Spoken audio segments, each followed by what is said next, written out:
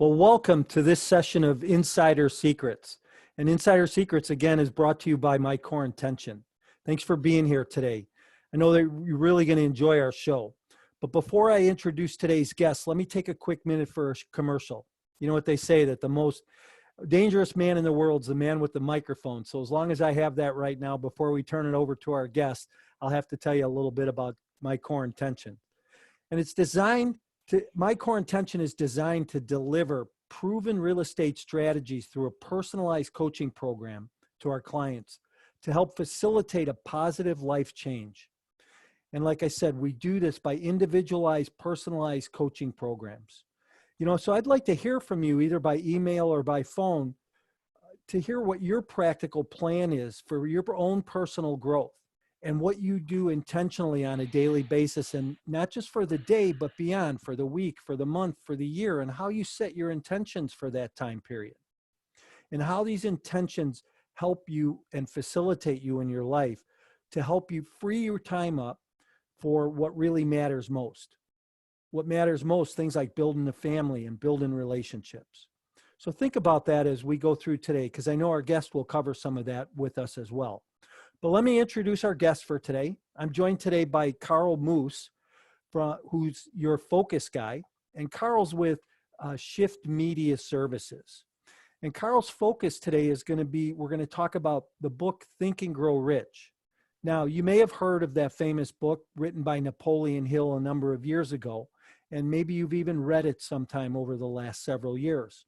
But Carl brings a unique slant to the teaching of Napoleon Hill's teachings or principles in that book. So not to hold up Carl anymore, because I know that he's actively listening and wanting to participate. But Carl, why don't you say hi to our listeners here today and introduce yourself? Yeah, thanks, Mike. I appreciate that. And yeah, I guess I'm now the second most powerful man in the world, right? I've got the mic. Yeah, I that's like for that. sure. Good for you. I like that. Yeah, thanks for inviting me on the show. I really do appreciate it. And yeah, I've been a student of Napoleon Hill and the principles of Think and Grow Rich for decades. I was very fortunate to be introduced to this years ago when I was in high school, and then years later to work with who I think is the master of this material, a gentleman named Bob Proctor. Bob is 86 years old now, actually worked for Napoleon Hill. He knew Napoleon Hill personally. And of all the people that I've crossed paths with over the years, he's the grand master. And I was very fortunate to work with him for about 3 years. So I've since developed my own program called Find Your Focus. And it's all about finding, maintaining, and sustaining your focus in all areas of your life. Like you mentioned, your relationships, your money, your health, your wellness, your spirit, your profession. And my program is based on those 13 principles of Think and Grow Rich, which are, they're ageless and they're timeless. And it was really Napoleon Hill back in 1938. He originally published the book Think and Grow Rich, and it has been the foundation of all modern self-development and personal growth programs since then, really. Great, great. And you know what? Can you just give a little background on Napoleon Hill himself? Sure. He's a great author, wrote that book. He's a well-known motivational speaker, but can you give a little bit more background about him and how that book came to be? Sure. Yeah, and a lot of people don't realize he and C. Clement Stones were the original. They originally published Success Magazine, which is still around today. And Napoleon Hill was very prolific. He wrote all kinds of guides and manuals and a whole bunch of books. He passed away in 1978, but at the beginning, he grew up in poverty in Appalachia, in Virginia, and his aunt gave him a typewriter when he was 12 years old, and he just played with the typewriter and really liked writing. So when he was putting himself through law school, when he was in his early 20s, he was working as a freelance writer for a magazine. And the editor said, I'm going to give you an assignment. I want you to interview successful people and write a monthly article. Well, the first person he interviewed was Andrew Carnegie, which Andrew Carnegie at the time was about 65 years old, and he had just sold his interest in U.S. Steel, which he helped organize, and it was the largest corporation in the world at the time. His interest was about $450 million back in 1908. Just to put that in perspective, in today's dollars, that's worth about $300 billion.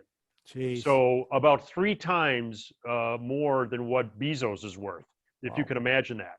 And Andrew Carnegie was the second wealthiest man, just not by much, behind John D. Rockefeller. And Andrew Carnegie was at the tail end of his career, and a, a, a, a 3-hour interview with Napoleon Hill, an initial interview, turned into 3 days. And at the end of that, Andrew Carnegie said, "Young man, I will introduce you to everybody. I'll give you a letter of introduction to everybody and anybody that's in my network, and I would like you to interview them and write a book for the common man." Which, and by the way, Napoleon Hill, Andrew Carnegie said, you decide right here and now. Otherwise, I'm going to rescind the offer. I'm not going to pay a nickel, and it's for you to decide to do or not decide to do. And Napoleon Hill took on the challenge. He took the next 20 years with that letter of introduction from. Because remember, there was no internet back then. There was no anything. There were barely telephones. So with the letter of introduction, he walked into the offices of people like Thomas Edison, the Wright brothers, Einstein, Edison, Westinghouse, Woodrow Wilson, Kate Smith, just everybody and anybody that you can imagine. And he interviewed them, and he kept asking the same questions. What is your secret to success? And he came up with, originally it was 16 laws. He called it the 16 laws of success. After 20 years, and it was 1,000 pages long. And when he took it back to the publisher said, "No one's going to read 1,000 pages. He said, "You got to edit this thing down." So Napoleon Hill took another 8 years editing the 1,000 pages down to about 270 pages, which ultimately became the 13 Principles of Success and Think and Grow Rich. And it was originally published in 1938. Yeah, it was interesting. And it's interesting to hear those names, Andrew Carnegie and Rockefeller and Clement Stone, all those people. And you think back, you had no internet, you had no Facebook, you had none of the media and the social media that we have today, and how success got transmitted over that time, just by handwriting and by conversation and passed down from person to person, and I find that to be really interesting. Yeah. So Think and Grow Rich, how did that, as that book came to be, what was that book used for originally? I know there's a story behind the fact how Napoleon Hill marketed that book and Earl Nightingale marketed that book, and how they used it to teach other people all these successful techniques. Yeah, so it's very interesting. Actually, Earl Nightingale came a bit later because he was a little bit older or younger than Napoleon Hill. But believe it or not, Napoleon Hill, you ready for this? Woodrow Wilson gave each and every soldier that went to in World War I, each and every soldier had a copy of Think and Grow Rich and was instructed to read Think and Grow Rich. A lot of people don't know that. But Napoleon Hill was an advisor to everybody and anybody, from, like I said, from Charles Schwab, who was the president of U.S. Steel, Andrew Carnegie, you name it, all these people, Pullman, people, Woolworth, Marshall Fields, Henry Ford, very good friends with Henry Ford. Just the list goes on and on and on. Woodrow Wilson, FDR, and he was an advisor. He was a consultant and an advisor, and he was also a speaker. And it was a totally different environment, Mike, than what we're in today. As you mentioned, I mean, literally, he would either drive or take trains. Planes weren't even, commercial airlines weren't even available back then. So he would literally have to take a train or take a drive, and he would network and mastermind, which, by the way, he was the one that originally came up with that term, mastermind.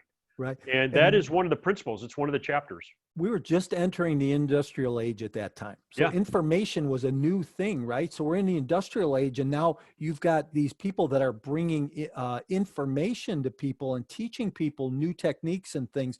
So it's interesting how that created a different environment for both sides there. Yeah, well, it's funny. It's really funny. He tells a story about Henry Ford. He tells many stories about Henry Ford. But he said, if you look at when he was talking about the principle of the mastermind, which, by the way, is defined as 2 or more people coming together, working harmoniously towards a common goal, which, by the way, for any of your listeners, I have all this stuff, all this material I have broken out, but that's one of them, the power of the mastermind. I'd be more than happy to share that with your folks. I have it as a little exercise. And, so he talks about the power of the mastermind and how people come together. Well, he said he did an analysis of Henry Ford. Henry Ford had a 6th grade education. Henry Ford started from nothing and became what most would call a very successful person. But if you map his success, his real success didn't take off until he started hanging around on a regular basis with Thomas Edison and with Firestone. Firestone was the guy that came up with the tires, right? So Right. when Ford started hanging around with Edison and Firestone, his trajectory of his success really 10x. It really multiplied, and he points to that. Napoleon Hill points to that. He says because that association with Edison and with Firestone, could you imagine, after a hard day's of work, giving a phone call and say, getting on the phone with Thomas Edison and say, hey, Henry, how was the day today? Well, I really had this issue with my alternators, or I really couldn't, we're trying to figure out how to put lights on the cars. Can you help me with that? And Edison say, well, absolutely. Here, I'll connect you with this engineer, or, try this, right? Or calling Firestone, and Firestone says, what's going on with your tires? I don't know. I can't figure it out. They keep blowing. He goes, oh, well, let me send you the latest tires, right? I mean, this is the power of the mastermind. And, Right. and he talks about that as that was really the turning point. Ford was successful, but he wasn't really massively successful until he started hanging around on a regular basis with Edison and Firestone.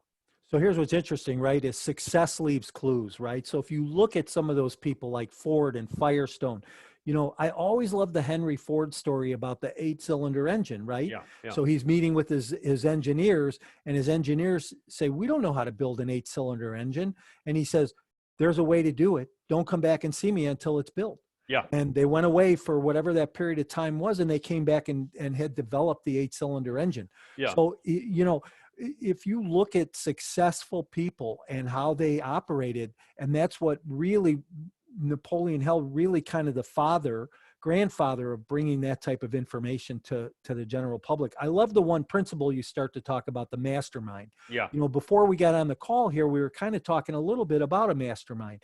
And I really believe that that's so important for people today, where people get together and they network about ideas, or they network about the industry or the business that they're in, and lead exchange, but more so encourage each other. Yeah. You want to talk about that a little bit? Yeah. And, every one of the chapters, by the way, not a single one of the chapters has the word money in it, right? So a lot of people think this book is about money. It's not. It's about real wealth and altering the way you think, right? And not a single one of the chapters has the word money in it.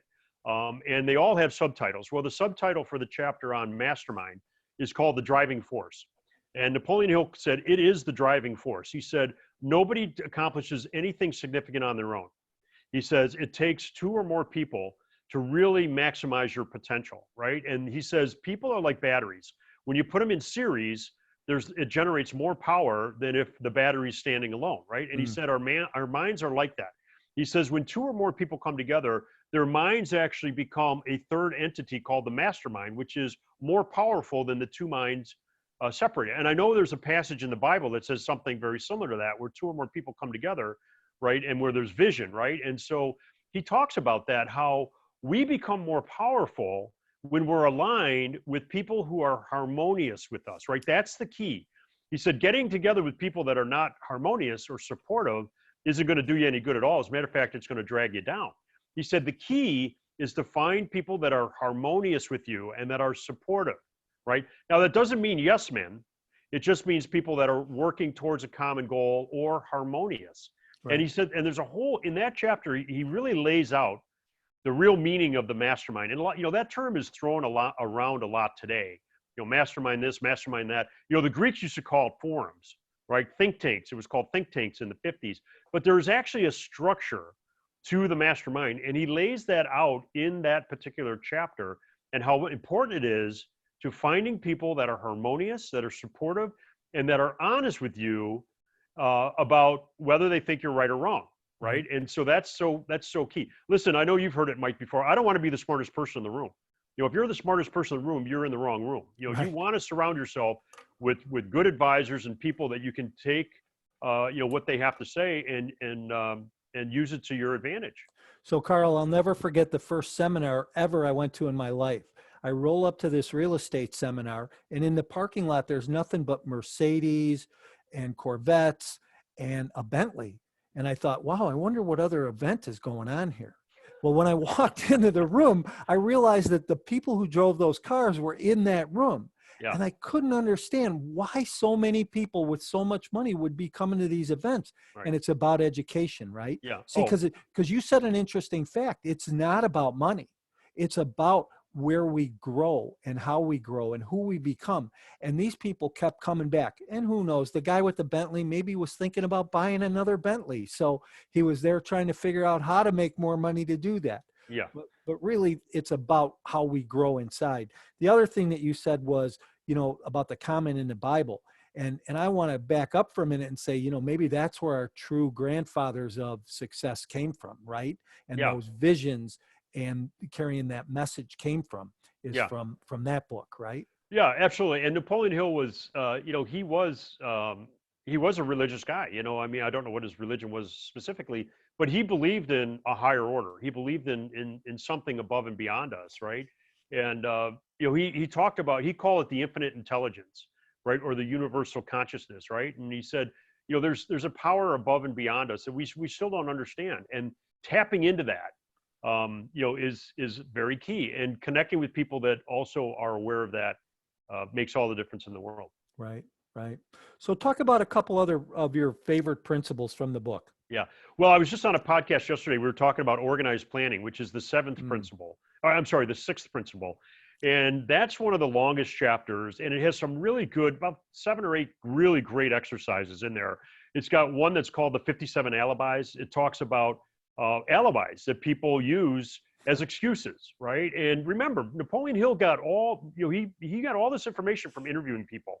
So he would write down, the alibis that people would use, right? I'm not strong enough. I'm not big enough. I don't have enough money. If I only was, was better educated, right? All the alibis. So that's a really good exercise in that particular chapter on organized planning. It also has a thing called the QQS. It's the quality, quantity, and service quotient. And it actually asks you a series of questions about the quality, the quantity, and the extent of service that you provide, because we're all compensated based on service to others, whether it's providing a product or a service. That's where true wealth comes from. Forget about money. Money will flow when you provide more service. It's the law of reciprocity, right? You're never going to get until you give. And the more service you give, the more you'll get. And just forget about money. Money will flow in such abundance, you'll wonder where it was before when you're really providing service. So that's another great exercise in that chapter. And then the third one is one of my favorites, the 11 tenets of leadership. And I've memorized these, because I use them in my own personal life. He said, leaders are born. We are naturally born leaders. We just forget that. And he said, these 11 things are what every high producing leader does, whether it's in politics, whether it's in the religion, or whether it's in the military. And that's another great exercise when you go to that chapter. It's chapter 8, the sixth principle. So off the top of your head, do you know what those 11 qualities of a leader are? Yeah, I've memorized them. Yeah. So it's doing twice as much as what people expect of you, right? Having a definiteness of desire, right? You got to know what you want, right? Definiteness of plans and purpose. You have to have a keen sense of justice. You have to have a pleasing personality. You have to be willing to take 100% responsibility for everything, never blaming anybody else. You have to be understanding and empathetic towards other people. You have to be cooperative and get the cooperation of other people, right? I don't know how many that is, but yeah, I've memorized them because I incorporate those into my own life. Right. And by doing that, Mike, I naturally become a better leader, right? Yeah. And so that's one of the reasons, I've memorized quite a few parts of the book because I've read it so many times over the last couple of decades, but that's one of the areas out of that particular chapter that I've memorized. And then the last chapter, you asked real quickly, the last chapter talks about fear, doubt, confusion, indecision, and worry. And those are things that stop us in life, right? Anywhere you're stopped in life, it's a combination. All of those things are a combination of those things: fear, doubt, confusion, indecision, or worry. And he gives us the blueprint how to get beyond those things. Just right out there, right in the book. If you just follow what he talks about, you will get beyond your fears. You'll no longer have doubt or confusion. You'll be more decisive, and you'll trust instead of worry. It's really a great chapter. And it makes lot of sense from what you're saying, that if somebody hasn't read the book, that they should run and grab a copy of it or order it off of Amazon. And if you have read it, maybe pick it up and read it again and just reinforce some of those things. I like what you said about alibi versus excuses. I think a lot of times people make excuses, right? And then, like today, I'll make a goal for myself that tomorrow I'm going to get up and I'm going to time block, 4 hours in the morning, and I'm going to prospect because we know a great sales guy, right, doesn't get anything done, or a great real estate investor doesn't buy a house unless he's on the phone talking to sellers or talking to buyers or prospecting, right?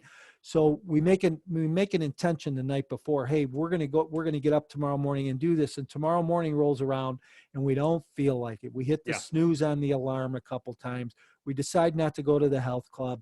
We decide, let's have breakfast and watch the news. Oh, geez, I fell asleep on the couch. So here we are. We're in that excuse pendulum, right? And we swing back and forth and we can't get off.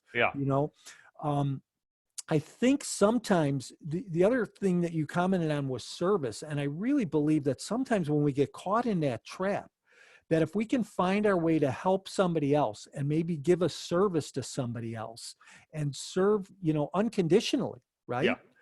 That's another great thing that the Bible tells us is serve unconditionally, right? And you get so much more out of that. But we have to drop those excuses, and we have to make sure that we're accountable maybe to somebody else. Coaching is a great way to stay accountable to somebody else. Well, 100%. Yeah. And I know you have coaches and I have coaches, and that is key. And alibis, Napoleon Hill has a very famous saying that he had. He has a couple. One of the famous sayings was, success requires no apology and defeat has no alibi. In other words, people may criticize you on your way to success, but once you succeed, you don't have to apologize to anybody.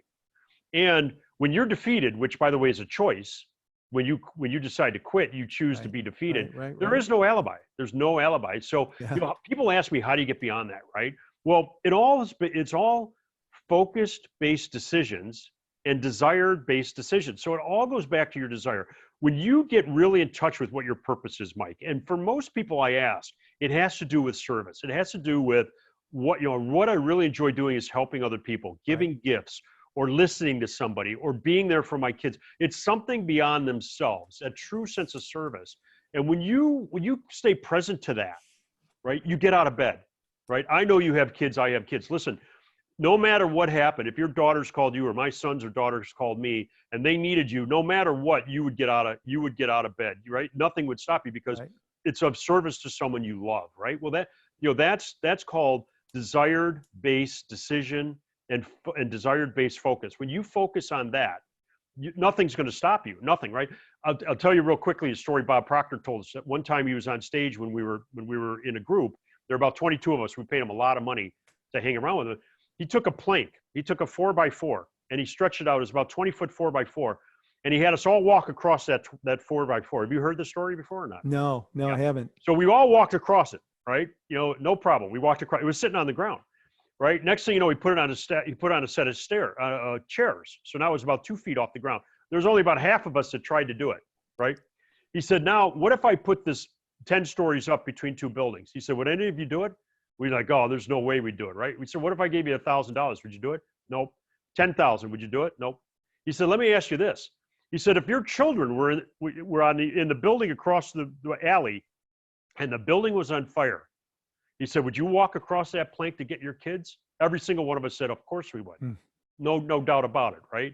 And so what's the point? The point is when you have a big enough, when there's something beyond you that you can serve or that calls you, like your children in a burning building, all your fear will go right out the window. All your indecision will go right out the window. All your worry will go right out the window, and you will walk across that plank because it's something it's something bigger than you that's calling you. And I think that is the message of the Bible, and it's the message of Think and Grow Rich. Yeah. And it is about what's a bigger, what's something bigger, something greater than you calling you. I like what you said. Yeah. The other key word that you said in that was listening. I don't think people listen enough. We assume, right? I assume, I can disconnect and assume that I hear what you're saying, or we do it with our spouse or, with a significant other. But the real reason is we don't listen. We didn't pay attention. Yeah. And unless we pay attention we can't really serve somebody else completely because we don't know what they need. Yeah. And, this goes back to success leaves clues. Well, if somebody needs something, that leaves clues too. And we know, then we can figure out how to get to that, right? Yeah. Well, Bob Proctor, he gave us a real good analogy on with regard to listening and hearing, right? We listen with our ears, but we hear with our heart, right? Mm. And that's the distinction, right? Physically, we use our ears to listen to the vibrations of the sound coming in, right? And then it goes into our brain, and who knows what happens to it. But we really hear with our hearts, right? We hear Mhm. with our hearts. And so there's a distinction. When you really hear what someone's saying to you, right, beyond the words that you're listening to, you get connected with them on an emotional level, and you do find out what they truly want. And when you find out what they truly want, then you're inspired to help them, and that's Yeah. just human nature. Right. Right. Right. Yeah. Um, leadership. I think leadership is so critical. You know, a lot of people say, "Oh, I'm not a leader. I don't know how to lead." But you know what? If you have kids, Yeah, if you're married, yeah, if you are in a workplace, in any work situation, you have some leadership capability. I yeah, think the greatest thing that a leader can do is work in his organization and create new leaders yeah, and build those people up. I think that you find great success in an organization because a leader has taken people below him or her and created new leadership yeah. and new leaders, which cause things to spur on. And I know that uh, um, in Think and Grow Rich, they talk about that a lot in that section. Yeah, absolutely. Yeah, and that's right in that chapter on organized planning. You're 100% correct. I mean, a true leader, good leaders are good followers, and vice versa, and they do develop good leaders. So interesting because this podcast yesterday was talking about that. The woman that was on the podcast, she goes, "Well, I don't have any staff. I really don't lead anybody." I said, "Well, yeah, you do." I said, "We're all naturally born leaders. Right, You lead yourself. It starts with you, right? It starts with you right, having right, character, having integrity, and having discipline. You lead yourself, and then you're in a position for other people to follow you, right? And right. I'm telling you, the chapter on organized planning talks all about leadership and how it starts with you, right? Because we do, Mike. I mean, listen, Yeah, when no one's looking, you have a choice to either get up or goof off or whatever, right? So right, it takes right. discipline and character to actually lead yourself, right? And so that's where it all starts. And Napoleon Hill absolutely talks about leadership and how important that is. And you know, Carl, it's all about it's all about choice. And you mentioned that, and we have these choices, and sometimes we choose to go one way or choose to go the other way. And I think when we make that choice to go the other way, it's because of fear, Yeah, and that's the thing that holds so many people back. And somebody said to me, "How do you get through the fear?" I said, "Well, a lot of times it's a matter of just pulling yourself up through your bootstraps yeah, and walking through it." Because yeah. once you walk through it and you look back and you go, that wasn't so bad, right? Right. But it's making the choice to go and do that, Yeah. Well, it's interesting. You mentioned Earl Nightingale. Earl Nightingale did a great thing called the Strangest Secret. It's a great program. I won't go into it now, but it's a really great program. It was recorded in the 50s. He talks about the opposite of conformity is courage, Mm, right? The opposite of conformity is courage, and that talks right, about fear. When you're courageous, you act in the face of your fears, because the reality is, and Napoleon Hill talks about this in the chapter on fears, that last chapter. We all have 6 human fears, right? There's 6 human fears. Any fear you come up with can fit into one of these 6 buckets, right? And I'll be more hmm, than happy to send that to you as well. I've got that all separated out and explained. And acting in the face of your fear, it takes real courage. And that's what you're talking about. We all have fears. People talk about fear of public speaking. There's no fear of public speaking. What you're afraid of is being judged, or you're afraid of being criticized, which is the same fear, judgment and criticism, right? And so once you get up there and you take the spotlight off yourself, and I know you know this because you and I are both speakers, when you take the spotlight off yourself and shift it on the crowd, all of a sudden the fear goes right out the window because it's right, not about you anymore, right? right, And so that's how you get beyond that. It doesn't mean the fear of criticism and judgment isn't there. It's just you learn how to manage it and learn how to get beyond it. And that's the critical thing. And I agree with you 100%. It's all about awareness. A lot of people go through their life, they're not even aware of what they're aware of. And so they don't realize that they have a choice. I can go left, which is the way I've been doing things all my life, or I have another choice and go right and do something different. And a lot of times when they come to that crossroad, their ego and fear and doubt and confusion step in, and they just go back to their comfort zone, which is not so healthy for them. right, right. You talk about fear and you talk about public speaking, right? In the same context, so many people are afraid of public speaking. Think back to the first time that you gave a speech to a crowd. whether it was 5 people or 500 people, right? Yeah. I'll never forget the first time I did. I got a phone call from a buddy of mine. We were in a network marketing program, and he called me up and he said, "Hey, listen, I would like for you to introduce me on Tuesday night. How many people are going to be there?" "Well, there's normally 25 to 50 people there." Well, I pull in the parking lot that night and there's so many cars. I can't believe it. I go inside. I think there's another event going on, and I see Todd, and Todd goes, "Yeah, there's like 500 people here tonight." 500 people? You told me 25, you know? Yeah. So, but how do you get through it? You go through it, you walk Yeah. through it. So Carl, here's what I'd like you to do. Why don't you talk a little bit in the last few minutes that we have left about your program, about what you'll offer somebody. What I'd like to do is, one of the things I know that you do talk about and focus on is goal setting. Yeah. And what I want to do is I want to have you back on another episode of Insider Secrets for a goal setting session Yeah. where we'll talk about that, because you have some real good creative techniques around goal setting and business planning and things like that. And I think that's real important in people's lives. So we'll have you back for that. But why don't you talk a little bit about your program, tell people how they get a hold of you here, and, kind of go from there. Sure. Yeah. So I'm your focus guy. That's how I brand myself. If you want to get in touch with me or get any of the information I talked about, I'd be more than happy to send you information that we talked about, the fears, the all that I have broken out into exercises. I'll send you the chapter on organized planning if people want to get in touch with me. You can contact me by going to info at yourfocusguy.com. Again, info at yourfocusguy.com. That's the email.